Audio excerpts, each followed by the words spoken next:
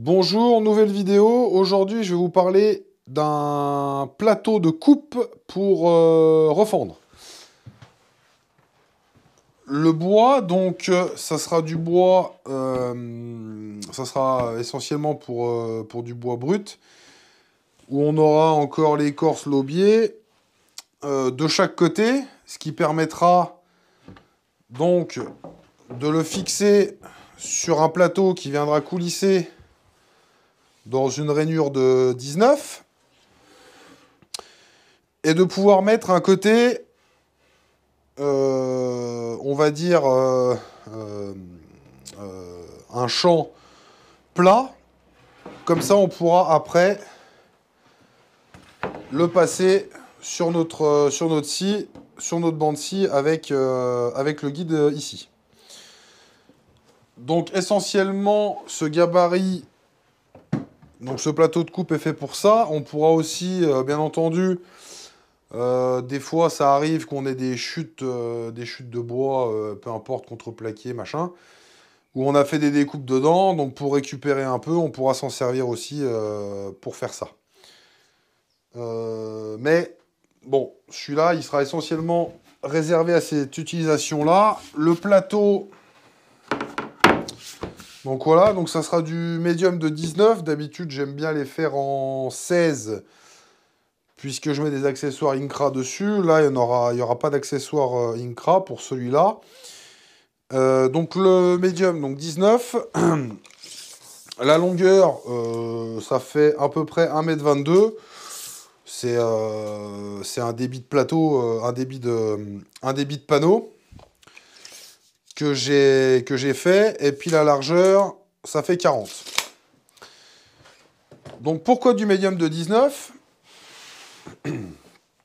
Tout simplement que pour la fixation, donc voilà, on s'imagine que ça vient comme ceci, qu'on a notre lame ici. Donc pour la fixation, j'ai prévu d'utiliser ces serre-joints-là, donc de la marque Micro-Jig. L'intérêt de ces serre-joints par rapport à des serre-joints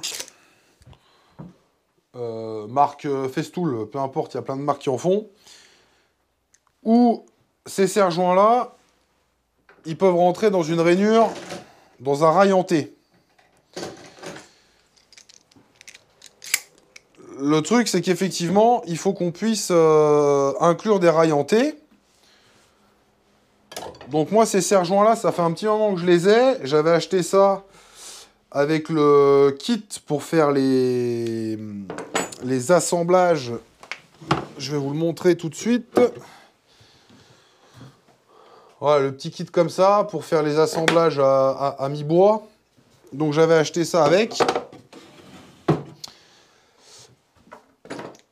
Mais du coup, on peut s'en servir comme gabarit. Donc, Micro-Jig, dans ce qu'on peut voir sur leur site ou sur les vidéos qu'ils ont sur YouTube, remplacerait les rails en alu, comme ceci, ou d'autres marques, peu importe. Alors, ça peut faire, effectivement, que ça a un coût d'acheter tout le temps des rails, les accessoires. Là, les serre-joints-là, je crois que si je dis pas de bêtises, ça va coûter une cinquantaine d'euros, je crois. Je me rappelle plus vraiment. Donc on aura, c'est vendu par deux. Alors, ça remplace, oui, ça peut. Après, au niveau du maintien, j'ai fait un test. Donc en tirant dessus, bon, ça reste du médium. J'ai essayé sur du contreplaqué aussi. Bah forcément, en tirant dessus, ça casse. Les rails, qu'est-ce qui peut leur arriver au pire? C'est que les vis se desserrent. Bon. Et encore, si on a mis, je pense, si on c'est sur des gros plateaux qu'on a mis des vis profondes, je pense pas que ça bouge. Bon, enfin bon. Je suis pas là pour vous vendre le truc. Donc, du coup, les serre-joints rentrent dans une saignée comme celle-ci en queue d'aronde. Donc, hop. Voilà. Ce qui permettra de serrer. Alors là, forcément, ça bouge un peu puisque j'ai tiré dessus comme un âne pour voir ce que ça donnait. Mais sinon, ça tient. Il faudra, pour faire une fraise en queue d'aronde, dont le diamètre sera de 12,7 et un angle de 14 degrés. Alors, ils vendent des fraises comme celle-ci. Moi, j'en ai acheté une. Je n'ai pas acheté la leur, hein, j'en ai acheté une autre. Peu importe. Donc, voilà. Au niveau...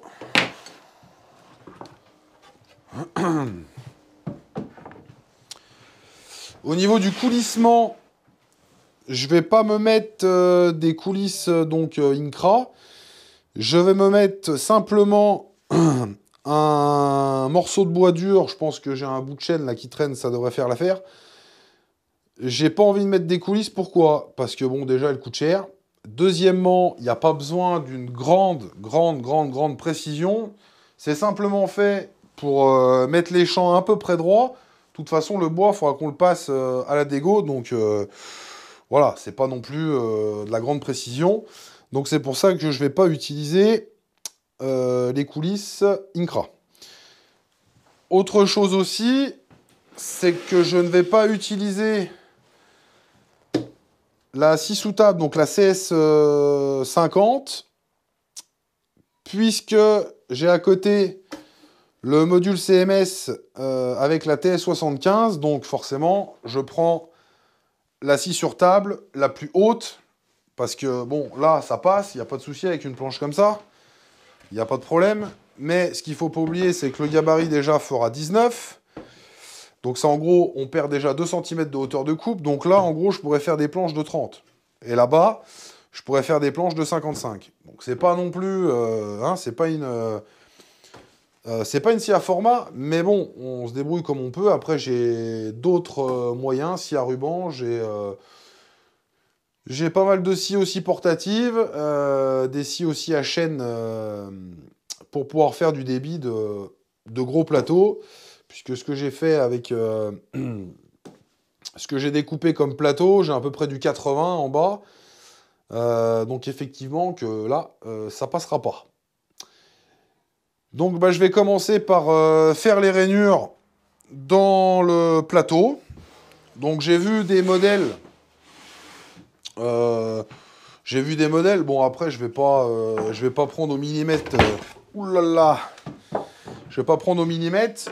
Le seul truc c'est qu'effectivement il faudra des rainures dans ce sens-là et des rainures dans ce sens-là. Ce qui permettra de bien solidariser le plateau, donc comme ceci. Et pourquoi pas aussi comme ceci. Voilà. Donc je vais faire ça. De toute façon, ça ne changera pas. Si j'en rajoute une ou deux de plus, ça ne sera pas gênant. Je vais monter le guide pour la défonceuse sous table. Et puis commencer les réglages. Et puis je vous expliquerai après au niveau de la hauteur. J'ai installé la fraise plus le guide, donc du coup je me suis mis à 0 par rapport à la fraise, ce qui permettra d'éviter de mesurer. Il y aura juste à régler où c'est qu'on veut les faire, les rainures.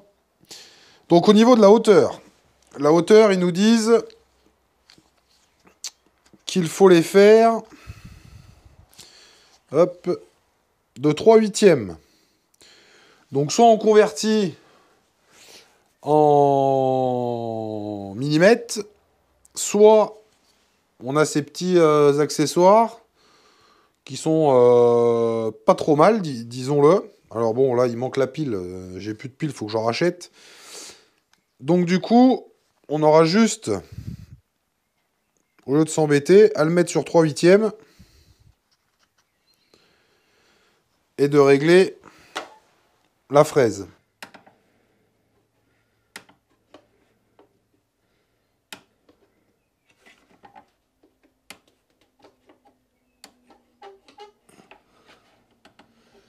Voilà. On verrouille. Alors au niveau du réglage des dimensions des rainures, donc le panneau fait 40, je vais en faire une à 10, 20 et 30, donc sur la longueur. Et après je viendrai faire celle-ci. Ce qui fera un petit quadrillage. Donc 10, je me règle à 10.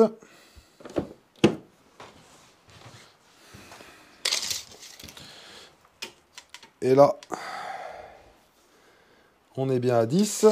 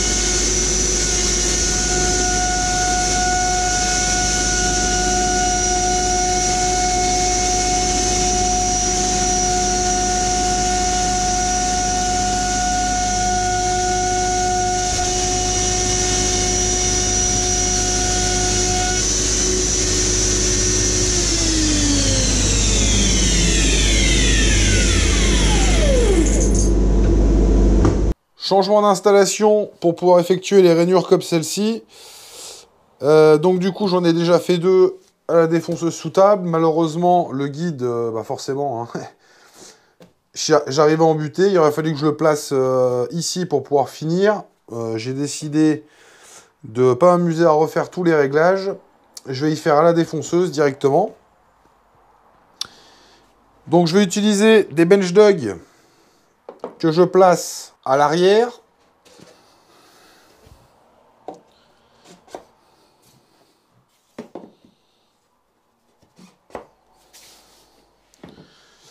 Ce qui m'offrira une bonne butée. Je vais placer donc les grands bench dogs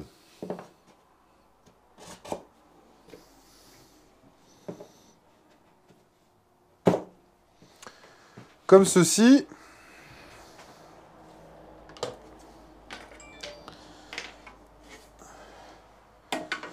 Ce qui va me permettre de mettre le rail. Pour le bloquer, j'utilise ces petits accessoires.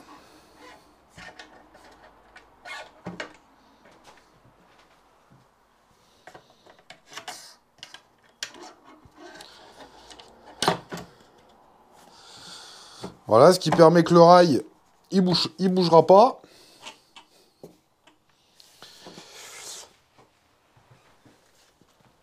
La défonceuse, du coup, la plaque qui vient pour pouvoir utiliser avec le rail de guidage.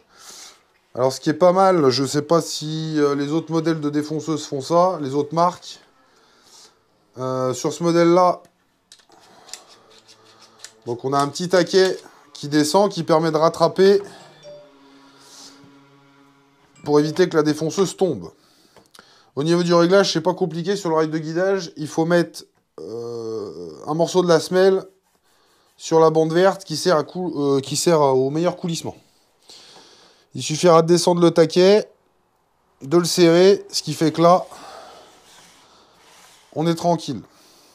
Pour régler la défonceuse, donc j'ai tracé un trait, donc comme je disais, tous les 15 cm.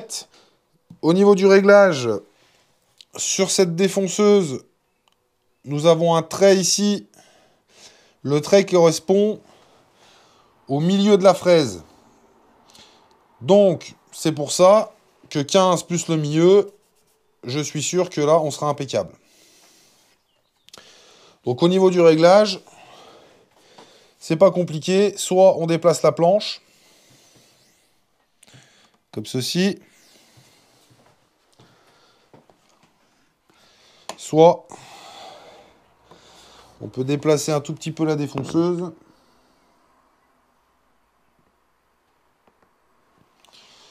Pour se retrouver au milieu. Pour immobiliser la pièce, je me servirai simplement de serre-joint.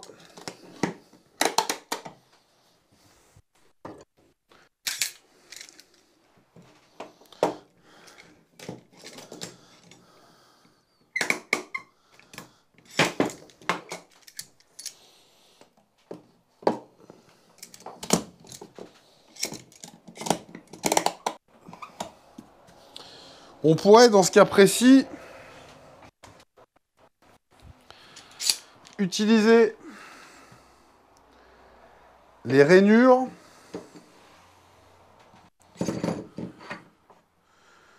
pour pouvoir bloquer le rail. Ça serait une possibilité.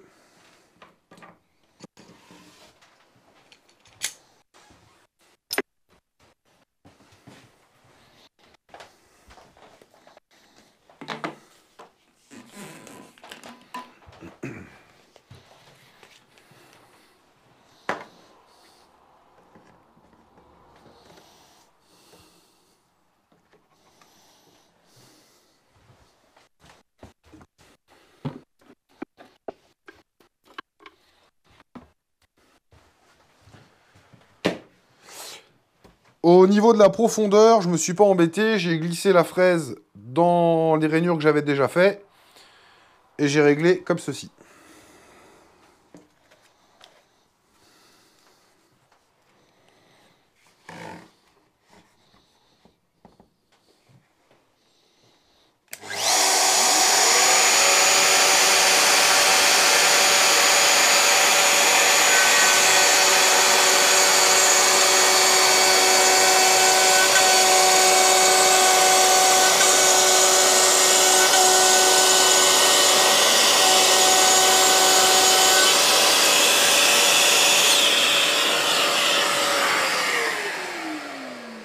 Le plateau est fini. Alors, déjà, ce que je peux dire là-dessus, c'est que forcément, c'est assez flexible. C'est assez flexible. Hein. Donc bon, comme je disais, c'est pas un plateau de grande précision. Donc ça fera l'affaire jusqu'à qu'il casse. Est-ce qu'avec du contreplaqué, ça serait plus solide? Je ne pense pas. À voir, à vérifier. Enfin bon. Du coup, j'ai mis en place donc la scie sous table que je vais me servir. Donc la TS75 avec le module CMS. La coulisse, enfin le rail de 19, donc c'est celui-là qui va servir pour pouvoir mettre les plateaux.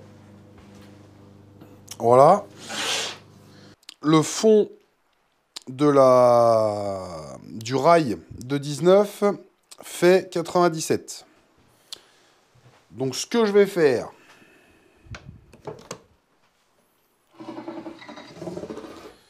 je vais me mettre à 9.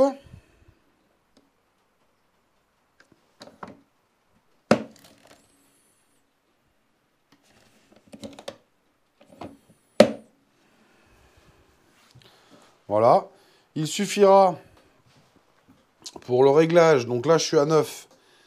Donc je vais simplement desserrer comme ceci, pas à fond. Et je vais me régler, donc avec la molette rouge, je vais me régler sur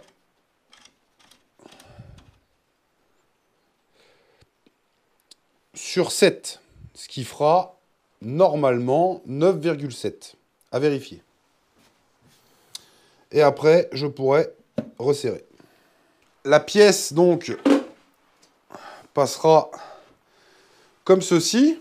Donc, pour désépaissir, on pourrait le faire aussi à la raboteuse. Bon, le seul truc, c'est que des planches aussi fines, il faut se mettre une autre planche assez haute qui prend toute la table pour pouvoir monter, puisque la machine ne descend pas jusqu'en bas. Au niveau du serrage de la pièce, donc un peigne comme ceci.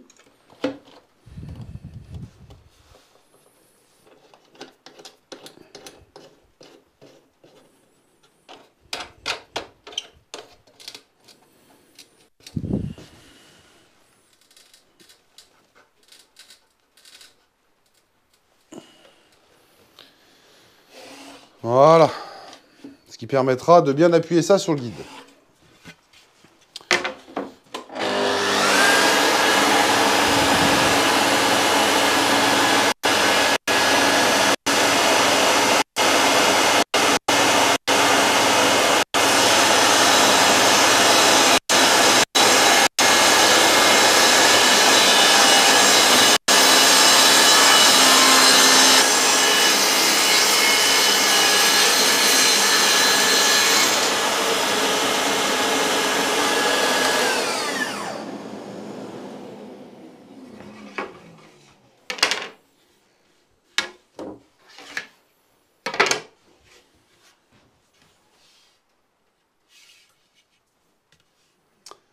Donc voici ce que ça donne.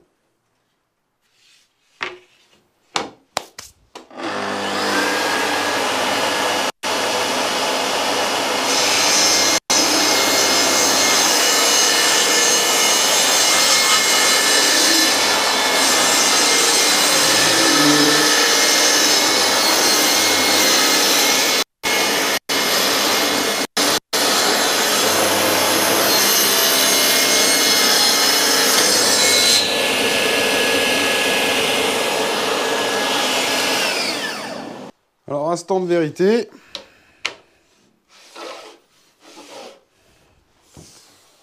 Niveau de la hauteur, c'est bon.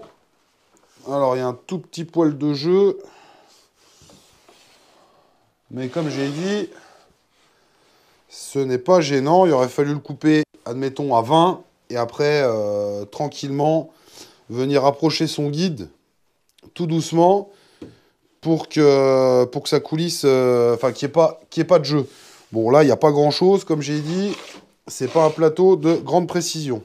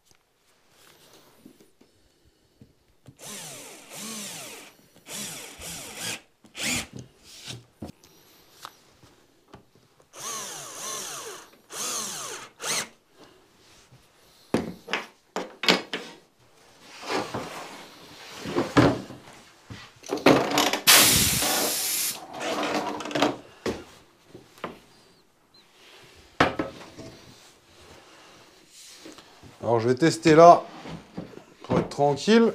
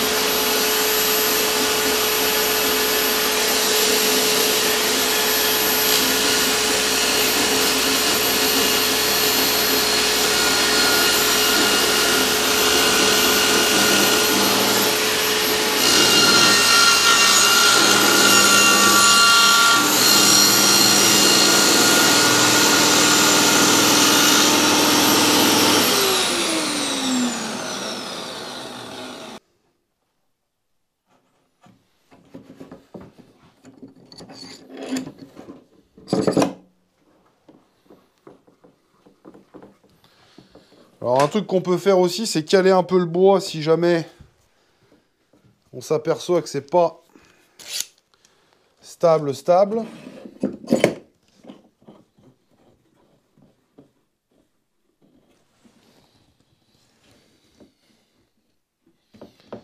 Voilà.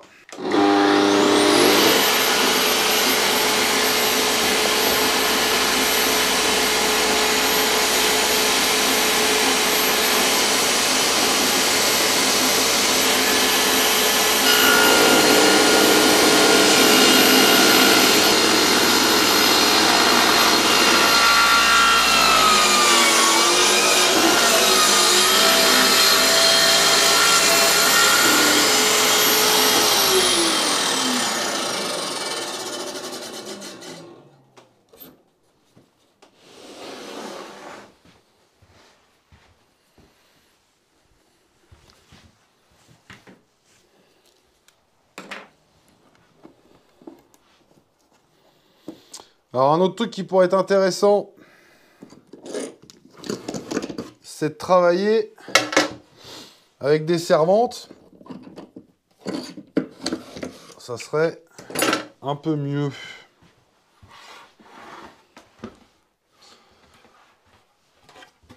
Donc voilà ce que ça nous donne. Une planche où on pourra se servir du champ pour mettre sur le guide de la scie. Cette vidéo est maintenant terminée, donc sur la réalisation d'un plateau de coupe qui permettra de couper le champ des planches, donc de bois brut. Donc pour enlever l'écorce, ce qui permettra d'avoir un champ droit qu'on pourra mettre sur un guide, sur le guide de la scie. Au niveau du plateau, je ne sais pas s'il tiendra vraiment dans le temps. Comme j'ai pris du médium, c'est vrai qu'eux, ils préconisent du contreplaqué. Je vais voir, et puis si jamais je vois que c'est pas qui casse, de toute façon, je referai un en contreplaqué pour voir ce que ça donne dans le temps, si c'est meilleur ou pas. Je vous remercie et je vous dis à bientôt.